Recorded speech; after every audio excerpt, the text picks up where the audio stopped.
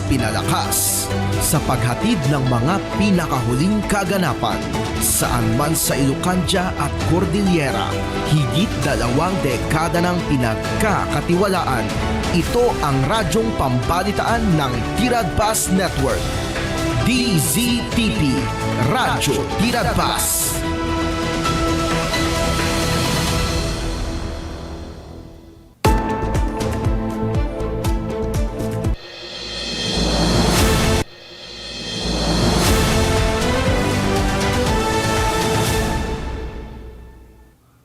Araw ng Lunes, January 19, narito ang mga balitang aming tinutukan sa North Central ngayon. Ilocos Sur Polytechnic State College o ISPSC, target na maging University of Ilocos Sur ngayong taon. Representative for the 2nd District of Ilocos Sur, so dati pinag-file ko dating a bill, and then when my term ended, the first term ko, that's when na-sign into law dati pinagbalin di ISPSC na university. Ordinansa para sa pagtatag ng Indigenous People Museum sa probinsya ng Ilocos Sur, itinutulak ni PM Pablito Sanidad Jr. Mediante yung ordinansa, no malagip yung kat tinumutibiyang kat may samot nga IP nga. At ni mother ko kat is from Cervantes, Ilocos Sur, and Mountain Province. Iso nga napatag para kanya nga IP. World Junior Championship, inaasahang magpapalakas ng turismo sa Northern Luzon. Bansang Australian nasungkit ang kampyonato. In the Philippines in general, however, for La Union, it's something that they've been doing for quite some time. So it's a way of introducing what we've known all along, that the La Union and Northern Luzon can. Kasabay ng pagsisimula sa isang linggong selebrasyon ng isa sa pinakamalaking piyesta sa buong bansa, pinangunahan ni Director General Vice Governor Francisco Faustin D ang pagbubukas ng Bambanti Village kung saan tampok ang mga produkto ng mga bayan at syudad ng lalawigan. Fisheries Technology Center, multi-species at crayfish hatchery sa Muñoz, Nueva Ecija, binisita ng Department of Agriculture at Bureau of Fisheries and Aquatic Resources. DSWD Field Office at SM Foundation namigay ng plush toys sa mga bata sa Cordillera Administrative Region.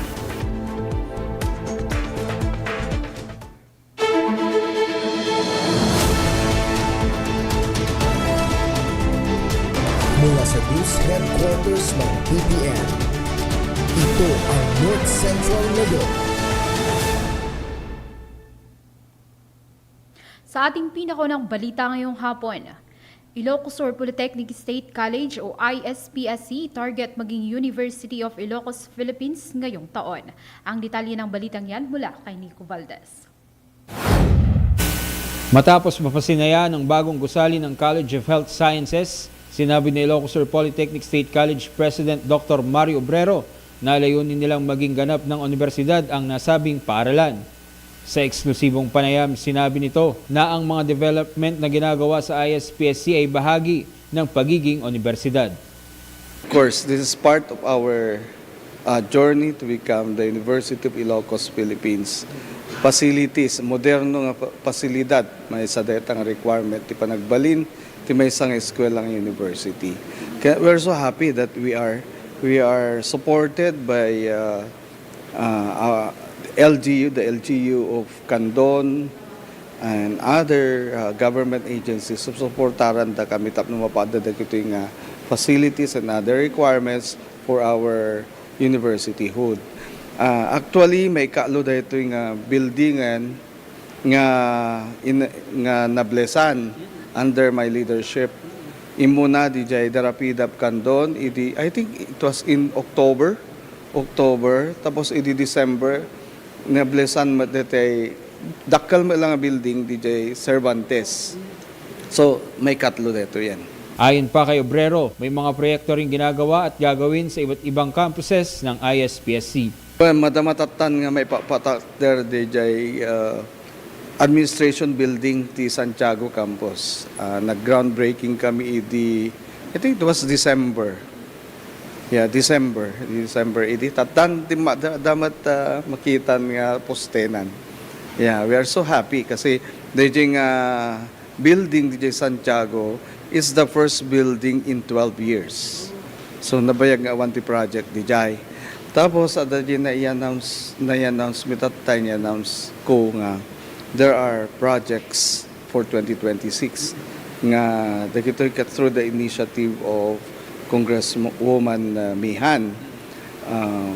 Another 100 million for 2 buildings here at the main campus. So DJ ti bagbagatan na DJ duwa nga buildings, DJ twin buildings, DJ ti patakderan DJ duwang academic buildings. Tapos adamay sang academic building di Santiago. So that will be our second project in Santiago campus. Academic building met lang DJ. Agdian to di sango mismo ti di ba sango parte ti ISPSC Santiago campus. And the other one, may isang academic building di Santa Maria campus. Yeah. Ket syempre dagito akit in addition to dagito that dumapay nga na plano nga projects. Dapat dagito imbagak tatay nga upat nga infrastructure projects nga GAA-funded. Dito men's dormitory dito main campus, another dapat di Narvacan ken one in Tagudin also, Tagudin. Para naman kay Deputy Speaker Christine Singson, may akda ng Republic Act 11755 o ang pag-convert ng ISPSC sa isang universidad ay masaya siya para sa mga taga 2nd District ng Ilocos Sur pag naging ganap na itong universidad. Yes, so the first term na representative for the 2nd District of Ilocos, so dati pinag-file ko dati nga bill, and then when my term ended, the first term ko, that's when na-sign into law dati pinagbalin ti ISPSC nga university. And I spoke to the president of ISPSC, Mario, and he mentioned that this year dajay target ng mabalin to na university. It's just waiting for dagiti na accomplish dan, so na-submit dagiti requirements and waiting no approval. Pag naging ganap ng universidad, ito ang magiging kauna-unahang universidad sa 2nd District ng Ilocos Sur at pangalawa naman sa probinsya. World Junior Championship, inaasahang magpapalakas ng turismo sa Northern Luzon. Bansang Australia nasungkit ang kampyonato. Ang detalye ni Jerry Gabaon. Formal nang binuksan ng pamahalang panlalawigan ng Isabela sa publiko ang inaabangang Bambanti Village kahapon January 18, 2026. Ang ribbon cutting at opening ceremony ay pinangunahan ni Director General Vice Governor Faustino Kikudi, katuwa ang Provincial Tourism Officer, maging ang 30 alkalde ng bayan at lungsod na nakilahok sa patimpalak ng Agri-Ecotourism Boat at Giant Bambanti. Sa mensahe ng gobernador ay pinuri niya ang naging partisipasyon ng bawat bayan at lungsod sa lalawigan na nakilahok sa iba't ibang patimpalak sa pagdiriwang ng Bambanti 2026. Sa nasabing patimpalak ay ipinakita ng mga kalahok ang kanilang pagkamalikhain, maging ang kanilang ipinagmamalaking proyekto at ang mga natatanging tourist attractions sa kanilang nasasakupan. World Junior Championship, inaasahang magpapalakas ng turismo sa Northern Luzon. Ang detalye ni Jerry Gabac. Dahil sa tagumpay ng WSL World Junior Championship sa La Union, sinabi ni ASEC Ana Carmela B. Remigio, Presidential Assistant for Northern Luzon, na inaasahang lalago ang turismo sa Hilagang Luzon dahil sa kakayahan ng rehiyon na mag-host ng international sports events. Ang kompetisyon ay nagsisilbing plataforma para ipakita na ang La Union at Hilagang Luzon ay makakapanglikod sa mga bisita mula sa iba't ibang bansa tungkol kung saan ang surfing ang pangunahing attraction sa nasabing lugar.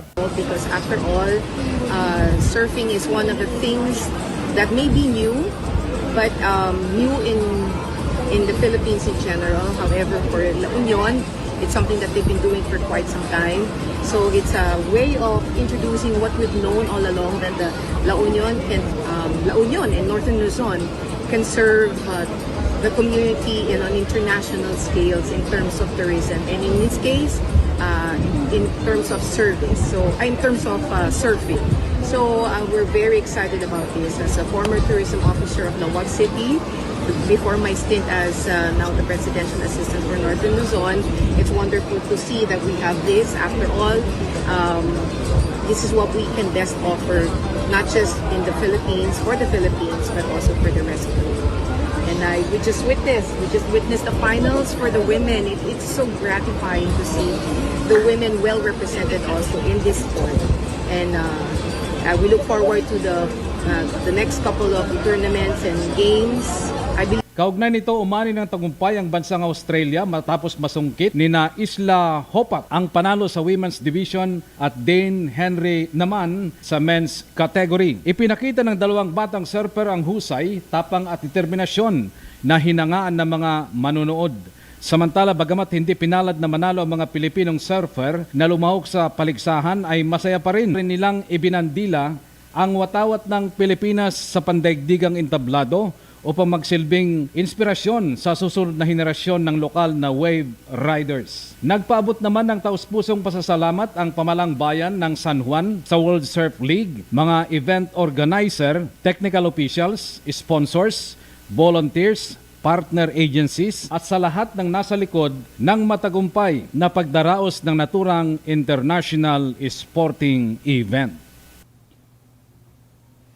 DSWD Field Office at SM Foundation namigay ng plush toys sa mga bata sa Cordillera Administrative Region. Casey Manaog sa detalye. Namahagi ang Department of Social Welfare and Development Field Office car sa pakikipagtulungan ng SM Foundation ng mga flash toy at candy-filled loot box sa mga bata at residente ng mga pasibilidad ng pangangalaga sa Cordillera Administrative Region car noong Enero 16, 2026. May kabuuang 100 batang tumanggap ng mga regalo kabilang ang 30 beneficiary ng Pantawid Pamilyang Pilipino Program o 4-piece, 52 residente ng Regional Haven for Women and Girls at 18 residente ng Reception and Study Center for Children. Ang inisyatiba ay bahagi ng kampanyang Best Days of Joy ng SM Foundation, isang taunang holiday program sa ilalim ng SM Cares. Abangan ang pagbabalik ng North Central ngayon. Ordinansa para sa pagtatag ng Indigenous People Museum sa probinsya ng Ilocos Sur, itinutulak ni SPM Publico Sanidad Jr. Kasabay ng pagsisimula sa isang linggong selebrasyon ng isa sa pinakamalaking piyesta sa buong bansa, pinangunahan ni Director General Vice Governor Francisco Faustin D. ang pagbubukas ng Bambanti Village kung saan tampok ang mga produkto ng mga bayan at syudad ng lalawigan. Yan ang mga balitang ating aabangan dito lang sa North Central ngayon.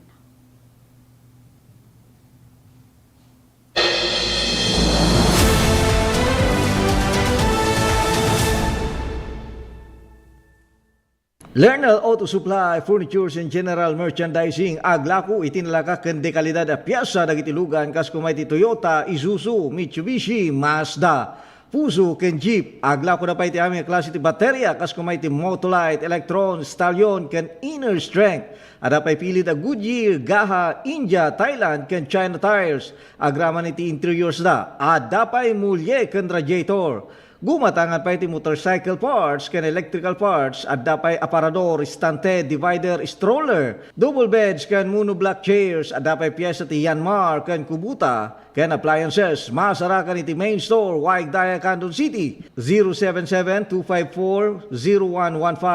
Lerner Branch, San Jose 077-254-0067. Santa Cruz Branch 077-302-0705. Ken Lernal Bodega San Juan, Candon 077-254-0085. Lernal Auto Supply, Furnitures and General Merchandising, kukwa kanimat matunan da Nelson ken Lerma Chua ken dagiti annakda.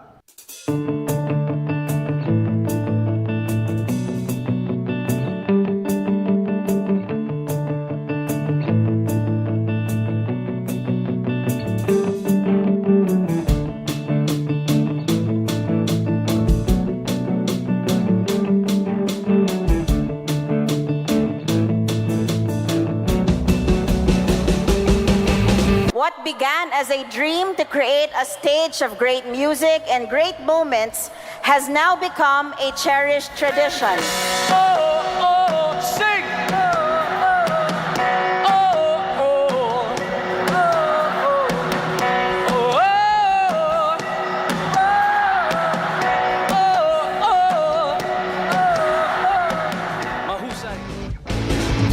Kung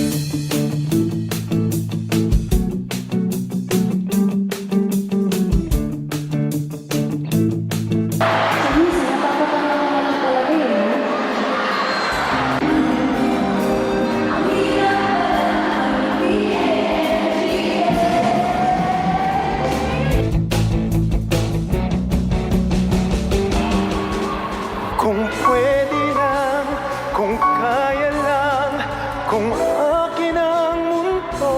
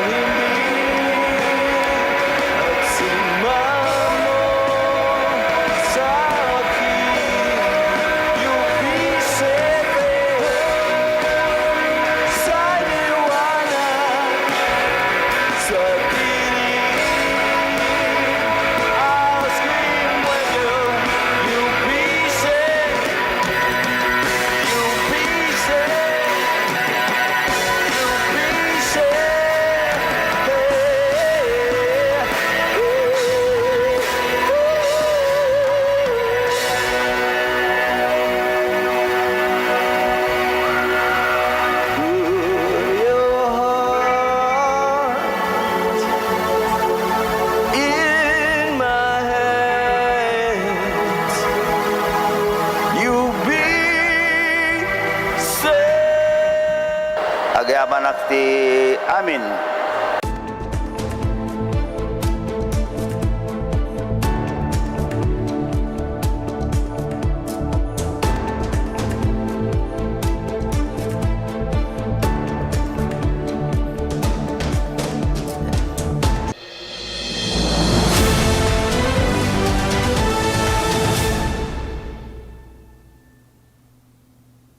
Sa pagpapatuloy ng mga balita, ordinansa para sa pagtatatag ng Indigenous People Museum sa probinsya ng Ilocos Sur itinutulak ni SPM Pablito Sanidad Jr. Dani Antalan sa detalye.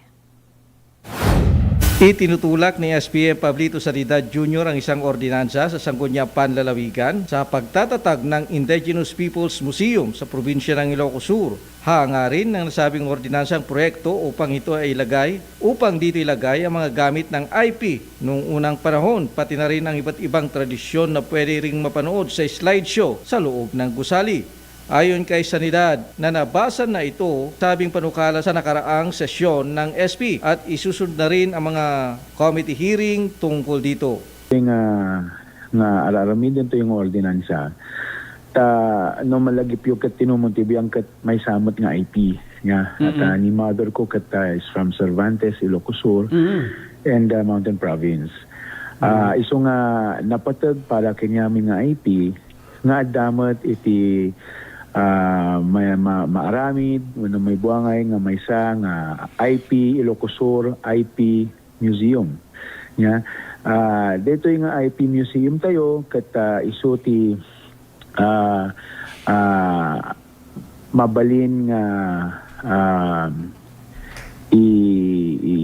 ipakita tayo digiti napipintas nga IP culture ti Ilocos Sur and at the same time ma-preserve ti culture and traditions ti IP ti Ilocos Sur kanguran digiti upland municipalities and communities siyempre kat ada digitoy digiti badbado nga ususaran iti IPs tayo digiti musical instruments digiti uray digiti nonyaman ti maduma nga ususaran da tapno may tandudo itayo detoy kultura iti IP ti Ilocos Sur. Wala pang lugar na napipili kung saan ipapatayo ang IP Museum building, ngunit may nagpayag na ng kanilang interest tulad ng Bayan ng Lilidad, Narbacan, maaari sa Tagudin na malapit sa Welcome Arc ng Ilocos Sur. As of the moment, Of course, amom kat narigat ag biro ti funding. But eventually gamin, of course, kat ideally adan to ti may sanga structure para may sanga building to showcase detoy IP museum tayo. But in the meantime, we are looking for other options. Maybe in the meantime that we can showcase it in the city of Vigan, no, dato ti mabakantian nga area iti provincial capital or any assets of the provincial government ket mabalin tayo nga usaran. In the meantime, tapno adda dito yung IP museum tayo, we can attract tourists and at the same time preserve the culture of the IPs.